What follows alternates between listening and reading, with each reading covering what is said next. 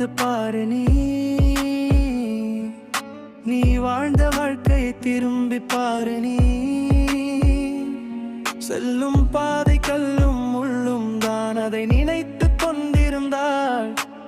வாழ்க்கை நரகமேதான் பசியிலே வாழ்ந்த வாழ்க்கை துயரமேதான் கண்ணீரோடு கடந்த நாட்கள் பல கனவுகளும் உடைந்து சிதறியதல்ல